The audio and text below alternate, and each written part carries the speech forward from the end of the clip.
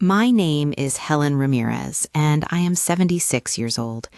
I live in a small, sun-bleached house just outside Tampa, Florida, the kind of house that once held laughter in every room and now holds mostly memories and the hum of the ceiling fan that never seems to rest. People think Florida is all beaches and breezes, but they forget the other side of it, the heavy, wet heat that settles in your lungs like a stubborn visitor.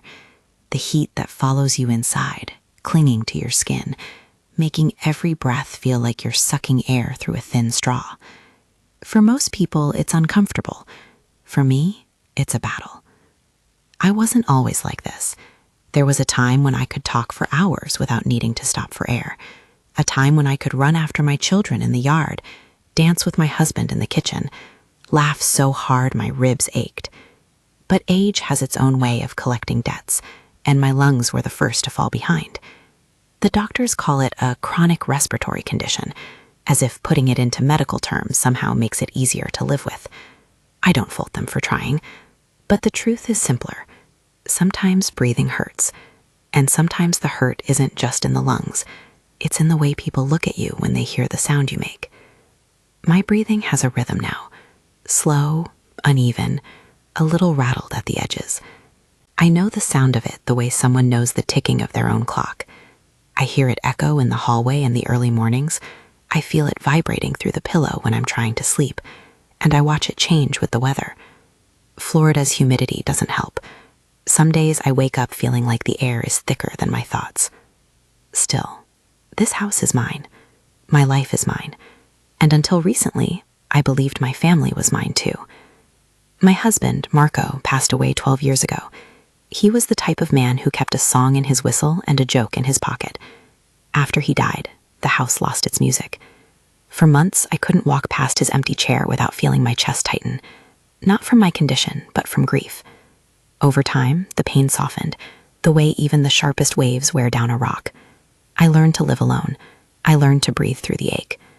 What I never expected was that loneliness would hurt less than people. I have 2 children, Anthony, my eldest, always in a hurry, always halfway out the door even as a kid, and Lena, my daughter, sweet when she wants to be, sharp when she doesn't. They visit occasionally, birthdays, obligatory holidays, moments that look like love from far away but feel hollow up close. I tell themselves they're busy. People like to hide cruelty by busyness. It makes it easier to pretend they meant no harm. Then there is Mara, my daughter-in-law, 20 years younger than me, always perfectly groomed, always scrolling through her phone like the world exists inside a glass screen. She speaks quickly, like kindness is a luxury she doesn't have time for. And my grandson Eli, 22, clever but careless, the kind of young man who thinks jokes don't leave scars. For a long time, I tried to brush off their dismissiveness. Aging makes you invisible in ways no one warns you about. You start to fade in your family's eyes long before you fade in your own. They speak around you, over you, sometimes through you, as if you're a ghost that occasionally needs a chair pulled out for tradition's sake. But the day they began mocking the sound of my breathing, that was the day I felt something inside me bend in a way it had never bent before. It started small, little breaths of cruelty disguised as humor. Eli once walked past me and made a wheezing noise under his breath, a childish imitation of the crackle in my lungs. Mara laughed, not loudly, but loud enough. Another time, while I was trying to finish a sentence, Anthony sighed and said, "Mom, please, catch your breath first. It's hard to hear you like that." Like that. As if I had chosen this. As if breathing differently made me less of a person. I wanted to defend myself, but I didn't know how to defend something as involuntary as breathing. So I stayed quiet, swallowing the shame like medicine I hadn't asked for. Breathing is intimate. It is the first thing you do in this world and the last. When someone mocks it, they mock the very thing keeping you alive.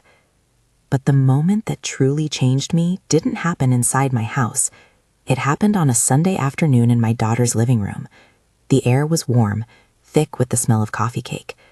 I had just sat down on the sofa when my chest tightened, the familiar squeeze that told me I needed a moment. I inhaled slowly, carefully, trying not to draw attention, but the effort always makes noise. A rasp, a hitch, a soft groan I wish I could silence. Eli heard it first. "Whoa, Grandma, are you revving up an engine over there?" he joked. Mara snorted with laughter. Anthony shook his head. "Mom, honestly, you sound like a broken accordion." And then, God help me, Lena imitated me. She puffed her cheeks, leaned forward, and mimicked the exact sound of my breath. The room erupted in laughter. I felt my face heat. My hands trembled. For a moment, it felt like the oxygen had been sucked out entirely, not because my lungs were failing me, but because my own family was suffocating me. I forced a smile, pretended I didn't care, pretended it was funny. But deep inside, something cracked. Not loudly, not dramatically, but like a hairline fracture in glass that spreads slowly until one day the whole thing shatters. That night, back in my quiet house, I lay awake listening to the fan turning above me, its blades slicing the air rhythmically. I placed a hand on my chest and felt the rise and fall of my breath. The same breath that had carried me through childbirth, through grief, through decades of living. And now that same breath had become the target of my family's cruelty. I whispered into the darkness, "Why does it hurt more when they laughed and when I struggled to breathe?" Maybe because breath is life, and they had made a mockery of mine. What I didn't know then, what I couldn't have imagined, was that their cruelty would awaken something I thought I'd lost long ago, the ability to close doors, not gently, not politely, but firmly. And that awakening, that quiet, fierce reclaiming, would change everything that came next. The morning after that humiliating Sunday, Florida woke up heavy. The humidity clung to the walls like an unwelcome guest, and even the birds outside my window sounded tired. I sat at the kitchen table with my inhaler nearby, sipping lukewarm tea and replaying the memory over and over. My children laughing, my grandson grinning, my daughter mimicking the sound that keeps me alive. People always say words can't choke you. They're wrong. Cruelty can steal breath just as quickly as any illness. I spent the whole morning trying to convince myself that I was overreacting, that it was just a joke, that families can be thoughtless, that I shouldn't let it break me the way it had. But each time I tried to swallow the hurt, it lodged deeper in my throat. There is a kind of loneliness that comes after betrayal, a loneliness that doesn't just sit beside you, but inside you, pressing against your ribs like a stone. Around noon, I felt a tightening in my chest, sharper than usual. My breaths came shorter, thinner, like they were slipping away before they reached my lungs. I reached for my inhaler, but the relief didn't come as quickly as it should have. I leaned forward, bracing myself against the table, letting involuntary sounds escape. Soft wheezes, strained gasps. Each one reminded me of their laughter. Each one stung. Eventually, the episode passed, but the humiliation didn't. I knew I needed air, real air, not the thick, recycled kind inside my house. So I locked the front door behind me and walked slowly toward the community garden a few blocks away. It took longer than it used to. Every few steps, I had to pause, hands on my hips, catching whatever breath the Florida heat would allow. When I finally reached the small iron gate, I felt relief wash over me. The garden was quiet, peaceful. Rows of tomato plants, marigolds, herbs, and a few stubborn sunflowers that refused to wilt even in harsh weather. I like to think I had something in common with them. I sat on the old wooden bench beneath the jacaranda tree. Its branches hung low, heavy with purple blossoms that littered the grass like confetti from a celebration I hadn't been invited to. I pressed my palm against my chest and inhaled slowly, letting the scent of soil and sun soften the ache in my lungs. I wasn't alone for long. I heard slow footsteps on the gravel. When I looked up, I saw Mrs. Whitaker, my neighbor from 3 houses down. A widow, too, tucked neatly into her 70s, with sharp eyes and soft hands. She had always been kind in that quiet Southern way. Gentle smiles, warm nods, extra banana bread on holidays. She walked toward me with a cautious tenderness. "Helen, honey," she said, lowering herself onto the bench beside me. "You're looking shaken. What's happened?" For a moment, I couldn't speak. My throat felt thick, not from illness, but from emotion I had tried so hard to swallow.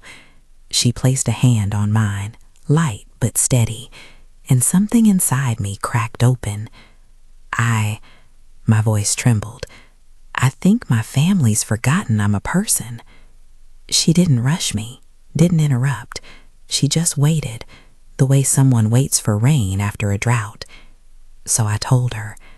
I told her about the visit, the jokes, the laughter, the imitation of my breathing. I told her about the ache that wasn't in my lungs, but somewhere deeper where no medication could reach. I told her everything, the disrespect, the dismissal, the way their voices echoed in my mind long after I came home. She listened, and when I finished, she shook her head slowly. "Oh, darling," she whispered, "cruelty from strangers hurts. Cruelty from family? That's a whole different wound." Tears slid down my cheeks before I could stop them. I hadn't cried in front of anyone since Marco died. Crying felt like admitting weakness, and weakness was something age already gave people too much permission to assign us. Mrs. Whitaker squeezed my hand. "Helen," she said, "mocking someone's breath is mocking their life, and no child of yours has the right." Her words hit me with a force I didn't expect. Validation is a powerful thing, especially when it comes after years of being dismissed. For the first time since the incident, I felt a flicker of anger, not wild, not explosive, but warm and steady, like a pilot light turning back on. But then she did something I didn't expect. She reached into her tote bag and pulled out a folded piece of paper. "I wasn't sure if I should give you this," she said, "but after hearing what happened, I think you need it." I unfolded the paper carefully. It was a flyer, simple, official looking, stamped with the seal of the county. Elder Rights Advocacy Meeting, free legal consultation for seniors. Protection from financial abuse, harassment, and domestic mistreatment. Every Tuesday, 3 p.m., Community Center, Room 104. I blinked in surprise. "I don't need a lawyer," I whispered. "They didn't hit me, they just laughed." Mrs. Whitaker turned toward me, her voice gentle but firm. "Helen, abuse isn't always a fist. Sometimes it's a pattern, a tone, a belittling that chips away at your dignity until you think you don't deserve better. Baby, you deserve better." A long breath escaped me, uneven, shaky, but real. "They'd never hurt me physically." "No," she said softly, "but they hurt your spirit, and the law protects that too." I shook my head slowly. Even if I wanted help, I wouldn't know what to say. She took my hand again. "You start with the truth. The truth is always enough." We sat there for a while, the jacaranda blossoms falling around us like soft purple rain. The sunlight filtered through the branches, warming my face. For the first time since Christmas Eve, I felt like I wasn't drowning. Someone had thrown me a rope. Someone had seen me. And maybe, just maybe, I had seen myself too. When I stood to leave, Mrs. Whitaker walked me all the way to my house. Before she turned to go, she said one last thing. "You don't have to shut the door on them today, but one day soon, you will realize some doors protect more than they keep out." That night, in the quiet of my little home, I lay in bed listening to my breath, soft, strained, imperfect, but mine. I placed my hand over my heart. "I deserve better," I whispered. It was the first time I believed it. 2 days passed after my conversation with Mrs. Whitaker, and each hour felt heavier than the last. I moved through the house like a guest in my own life, quietly, cautiously, aware of every breath the way a person becomes aware of something after it's been mocked. Every wheeze, every pause, every tightness in my chest brought back their laughter. People think humiliation fades like bruises, but it doesn't. It lingers. It echoes, especially when it comes from the mouths you fed, raised, protected. I kept the flyer on the kitchen table, its edges slowly curling from the moisture in the air. Every time I walked past it, my eyes flicked toward it, then away again. I wanted to ignore it. I wanted to pretend that the problem was small enough to outgrow on its own. But the truth is, disrespect doesn't shrink, it spreads. On Tuesday morning, I woke before dawn, my breath tight and shallow, the Florida humidity pushing against my lungs. I sat on the edge of the bed, inhaler in hand, waiting for the medicine to open the spaces inside my chest. When it finally did, I looked toward the window and saw the first stripe of orange break across the sky. It felt like a sign. Not loud, not dramatic, but steady. I got dressed slowly, choosing a light cotton blouse and the gray slacks Marco always said made me look dignified. I brushed my hair back, pinned it neatly, and stared at myself in the mirror longer than usual. There is something sobering about looking at your own reflection after you've been called worthless. You search for evidence that it might be true. You look for cracks, weakness, fragility. But all I saw staring back at me was a woman who had outlived tragedy, raised 3 children alone, survived loss, illness, loneliness, and still woke up every morning with enough strength to keep going. The insult hadn't diminished me. It had revealed them. At 2:15, I picked up my purse. At 2:20, I locked the front door. At 2:27, I stood outside the community center, my breath thin but determined. Inside, the building smelled of old carpet and lemon disinfectant. People came and went, some with walkers, some with canes, some with minds sharp as fresh knives. Room 104 was at the end of the hall. I paused outside the door, feeling my lungs tighten with nerves rather than illness. Then I heard a voice inside, calm, steady, professional. If you have ever felt pressured, manipulated, threatened, belittled, or financially exploited by family members, you are in the right place. My hand froze on the doorknob. It felt as though the words were spoken directly to me. I pushed the door open. Inside the room were 10 chairs arranged in a semicircle. A few people sat quietly, an older man with a bandage on his wrist, a woman clutching her handbag, another woman wiping her eyes discreetly. At the front stood a woman in her 40s, sharp-eyed but warm, with a navy blazer and a stack of folders. She looked at me the moment I walked in. "Welcome," she said, smiling. "Please take a seat. We're just getting started." I sat near the end of the row, folding my hands tightly in my lap. My heart thumped against my ribs like it was trying to escape, but I kept breathing, slow and intentional. "My name is Attorney Grace Langford," the woman said. "I specialize in elder rights, including cases of harassment, coercion, medical neglect, and financial or emotional abuse from family members." I swallowed hard. She continued, "What many people don't realize is this. Abuse isn't always bruises. Abuse can be control. It can be insults. It can be withholding medication or dismissing medical needs. It can be mocking someone's disability. It can be using someone's vulnerability to benefit themselves. And under Florida law, all of those things are actionable." Actionable. The word struck me like a quiet bell. Mrs. Whitaker had been right. After the brief introduction, Grace invited anyone who wished to speak. I kept my gaze on my hands, avoiding eye contact.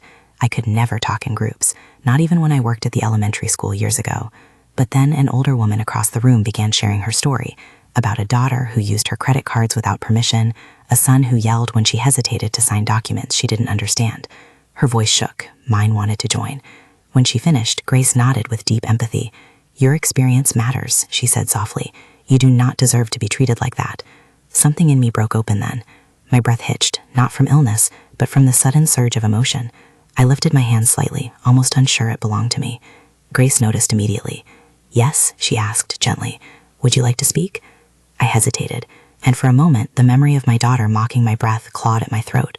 But the room was silent, patient, waiting. My voice cracked. "Something happened on Christmas." Grace nodded. "Take your time." So I did. I told them everything.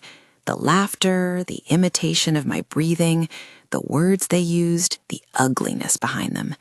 The grandson who watched, confused but amused. The way they discussed me like I was a burden. The final insult, sharp as a blade. When I said the words, they mocked my breathing. The entire room stiffened. One woman covered her mouth.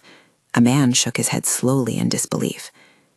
Grace's expression changed, not just to empathy, but to recognition. "That," she said carefully, "is a form of medical harassment, and in Florida, mocking or minimizing a person's documented medical condition can escalate into legal grounds for elder neglect, especially when combined with verbal belittlement or attempts to exert control." I blinked. "I didn't know that." She stepped closer, lowering her voice. "Helen, your breath is your life. Mocking it is mocking your survival. And no one, not even family, is allowed to strip your dignity like that." My throat tightened again. Then she asked a question I wasn't prepared for. "Helen, do you feel unsafe around them?" I opened my mouth, then closed it. Finally, I whispered, "I feel unwelcome, unvalued, unprotected. I feel like they see me as something disposable." The room went silent. Grace nodded slowly, writing something down. "That is enough," she said. "More than enough, the legal protection. And if you choose, we can file an official boundary order, not against them physically, but against their access to your personal, medical, and financial information." A boundary order. The opposite of being powerless. My heart fluttered in a way that felt unfamiliar. Not fear, not sadness, but possibility. The idea that I didn't have to accept the treatment they had given me, that the law, the very thing people assume the elderly don't understand, might actually stand beside me. After the meeting, Grace walked to my side. "You showed tremendous courage today," she said. "If you're ready, I can schedule a private consultation." I nodded before I even realized I had moved. "Yes," I said, "I'm ready." As I left the community center, the sky had turned a deep blue, and a warm breeze brushed against my cheek. I paused at the curb, watching cars pass, and for the first time in years, I didn't feel invisible. I felt defended. And though I didn't yet know how far this path would take me, or how loud the doors would sound when I finally shut them, I knew one thing with absolute certainty. They had mocked my breath, but I had found my voice. The next morning, I woke before the alarm I had set, not because I slept poorly, but because something inside me felt newly alert. For years, my mornings had become the same way. Slow breaths, quiet rooms, soft routines. But that day was different. That day, I had an appointment with someone who believed me, someone who said the truth was enough, someone who saw what my own children refused to see. Attorney Grace Langford had given me a card with an address on it, a small office at the edge of town. Nothing intimidating, she had said, just a place where people get their power back. Her words stayed with me all night, turning over in my mind like a stone I finally felt ready to lift. I dressed with the same careful attention as the day before. I chose a light pink blouse, a soft cardigan, comfortable slacks, clothes that made me feel like the version of myself I used to recognize. I braided my hair, something I hadn't done in months, and pinned it neatly. I didn't want to arrive looking fragile. I wanted to arrive looking like a woman who had decided something, even if she didn't yet know the full shape of that decision. The Florida sun was bright when I stepped outside, warming my skin with a gentle heat that almost felt like encouragement. I drove with the windows cracked, letting the humid breeze fill the car. For the first time in a while, I didn't turn on the radio. I wanted the quiet. The quiet made me feel like I was choosing to listen, not to noise, but to myself. Grace's office was small, painted a soft cream with blue shutters. A single potted fern sat by the door, its leaves slightly overgrown but healthy. There was nothing intimidating about the building. It felt safe, purposeful, a place built for truth. Inside, the air was cool and smelled faintly of lavender. A receptionist with kind eyes greeted me, offered water, and guided me into a small conference room. It wasn't the polished kind you see in movies. No long tables or shiny leather chairs. Just a round wooden table with 4 seats and a window overlooking a small garden. Within minutes, Grace walked in. "Good morning, Helen," she said, smiling warmly. "I'm really glad you came." "Me too," I said, and realized I meant it. We sat.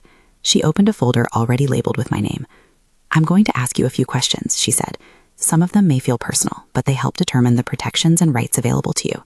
I nodded, taking a deep breath. She began softly, as if the questions themselves needed to be eased into the room.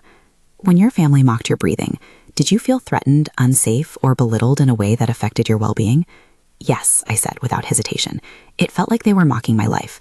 My illness isn't a joke. It keeps me alive." She wrote something down. "And this pattern," she continued, "is it new, or have you felt dismissed or belittled before?" A long silence stretched between us. "It's not new," I finally whispered. "It's been building for years.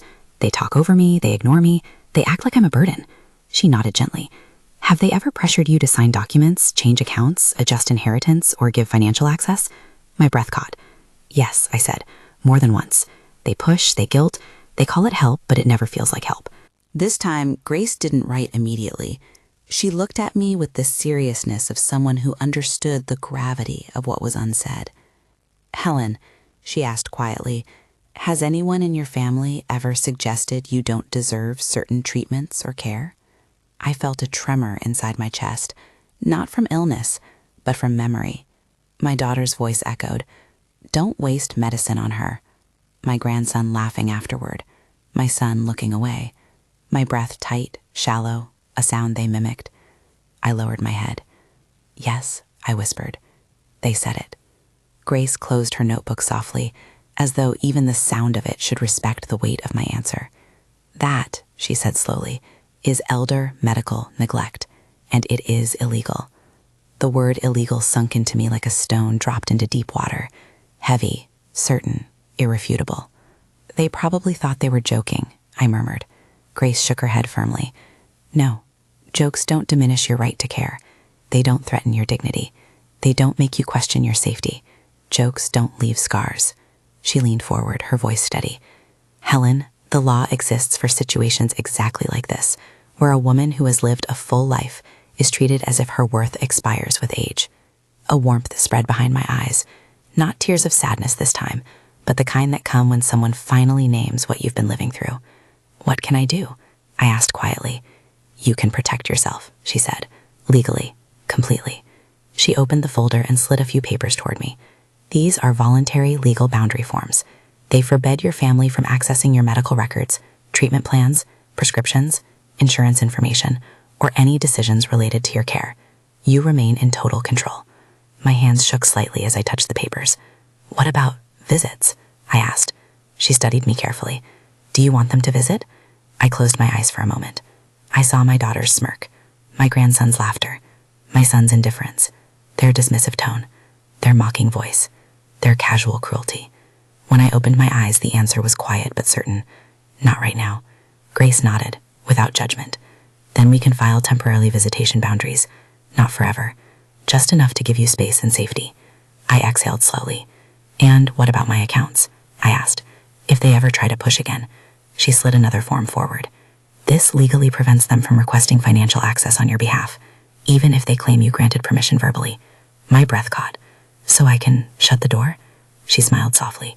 "You can shut every door, and the law will keep them closed." Something inside me shifted.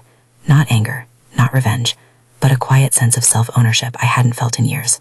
She explained each form, each right, each layer of protection. I listened closely, absorbing every word, like someone finally being taught the language of her own freedom. When it came time to sign, my hand hovered over the page. I wasn't signing to punish them. I wasn't signing out of spite.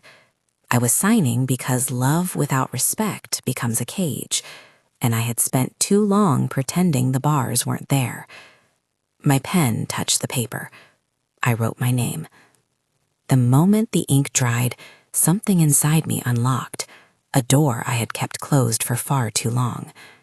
Grace gathered the forms with reverence. "I'll file everything today," she said. "By tomorrow morning, the protections will be in place." I swallowed, my chest warm with a mixture of fear and relief. "What do I do now?" I asked.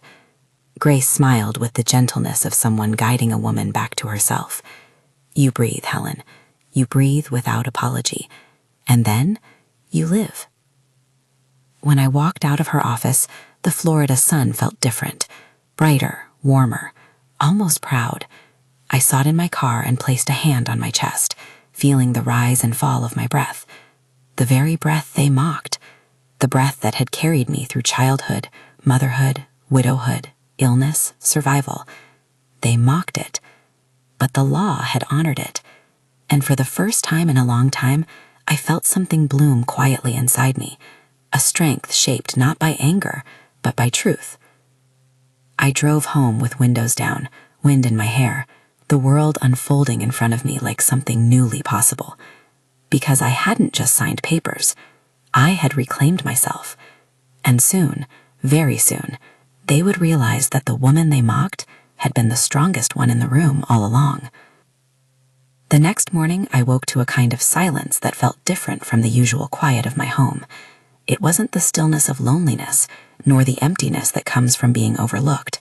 It was the sound of space, space I had given myself, space the law had given me, space my family could no longer invade.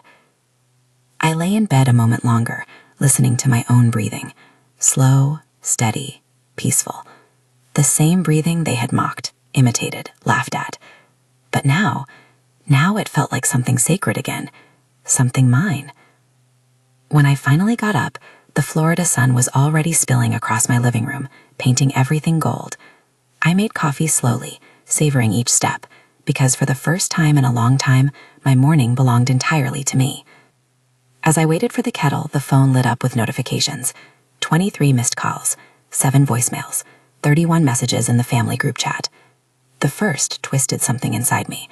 Not fear, not guilt, but an old reflex that had been trained into me by years of mothering, the instinct to respond, to soothe, to fix. But I didn't touch the phone. Not yet.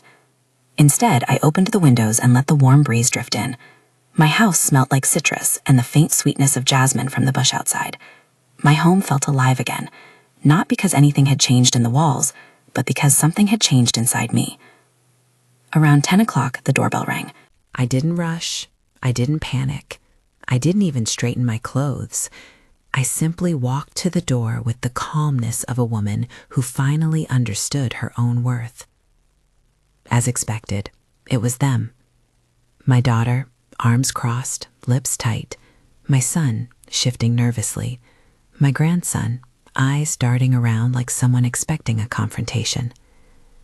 They looked smaller somehow, not physically, but in presence, in certainty, in the assumption that this house, my house, was a place they could walk into unquestioned.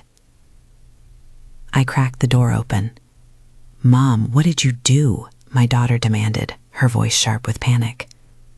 I raised an eyebrow. "Good morning to you too." "This isn't funny," she protested. "The doctor's office refused to give me your information. They said there are legal restrictions in place. Legal? What are you thinking?" "That I'm allowed privacy," I answered, "and dignity." My son stepped forward. "We're your family. We need access in case something happens to you." I met his eyes evenly. "When something actually happened to me," I said, "you mocked my breathing." The words landed like stones dropped into still water, their faces tightened, eyes flickering with guilt or shame or the sudden realization that consequences had arrived. "That was just a joke," my grandson muttered. "A joke," I repeated softly. "Was it also a joke when you told the nurse I exaggerated my symptoms, or when you laughed in the car afterward, or when you said not to waste medicine on me?" My daughter swallowed hard.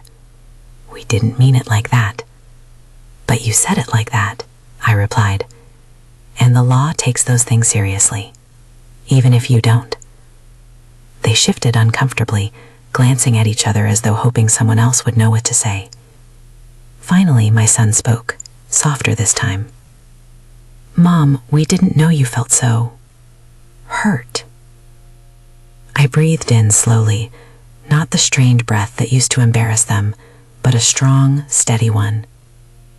"You didn't know," I said gently, "because you weren't listening." Silence spread between us, not hostile, but revealing. "So that's it?" my daughter asked. "You're just shutting us out?" I shook my head. "No. I'm setting boundaries. Boundaries that should have existed long before the law had to enforce them." Her shoulders slumped. "Can we at least come inside?" For decades, that question would have felt like an obligation. Today, it felt like a choice. "A moment," I said.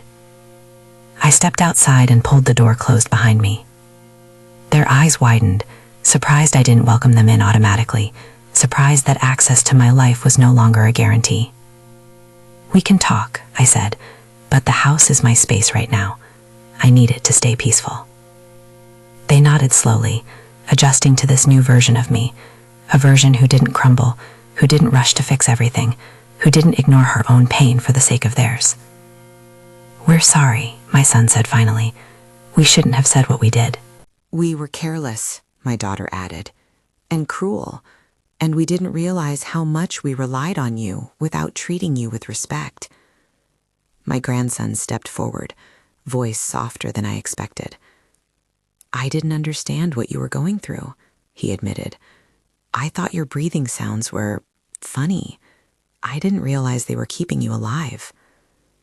I studied him for a long moment, this boy who had once held my hand as we crossed streets, who had once needed me for everything, who now seemed to be realizing, perhaps for the first time, that I was human. "I appreciate your apology," I said. "All of you. But healing isn't instant, and boundaries stay." They nodded. For the first time, they listened, not waiting to speak, not planning their defense, just listening. I continued, "I'm not shutting you out forever, but I am closing the doors you've walked through without permission, and if you want them to open again, you'll have to knock." A long silence followed, but it wasn't uncomfortable. It was understanding settling into place. "Does this mean we can still be part of your life?" my daughter asked quietly. "Yes," I said, "but not the way you were, not with entitlement, not with judgment, not with cruelty disguised as humor." My son exhaled, a breath of relief. "What do we need to do?" "Start by treating me," I said softly, "as someone worth protecting, not dismissing." They nodded again, and for the first time in years, I believed them. We talked a little longer about next steps, about boundaries, about communication. I told them they could call me once a week, one call, no demands, no guilt, just conversation, respectful, human. They all agreed. When they finally left, walking slowly to their car, I stood at the door and watched them go. Not with sadness, not with bitterness, with peace.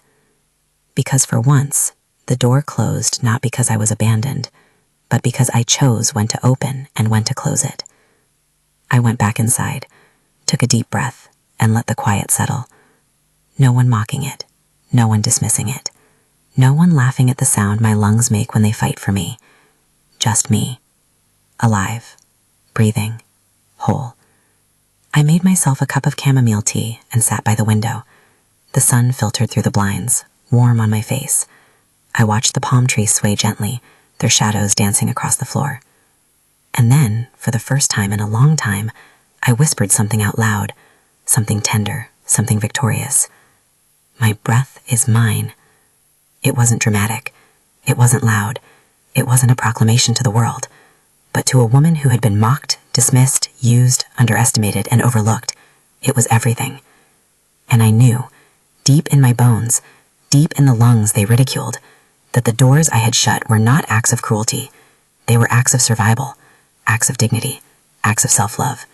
And for the first time, I didn't feel guilty for choosing myself. I felt proud.